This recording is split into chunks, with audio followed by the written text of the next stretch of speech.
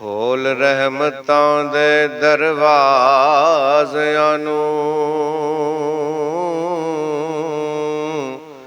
ਵਲੀਏ ਕੌਨੈਣ ਦਾ ਵਾਸਤਾਈ, ਜਬਰੀਲ ਜੀ ਦਾ ਦਰਬਾਨ ਜ਼ਫਰ,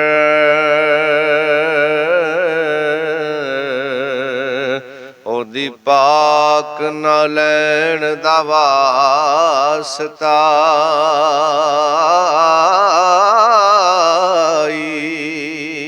ਤੇ ਜਿਹੜਾ ਡੁੱਬੀਆਂ ਬੇੜੀਆਂ ਇਹ ਤਾਰ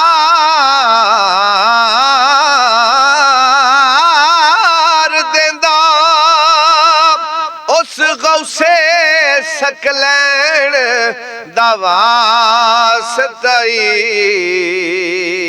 ਸਾਡੇ ਉੱਤੇ ਵੀ ਰਹਿਮਤ ਦੀ ਛਾਂ ਕਰ ਦੇ ਮੌਲਾ,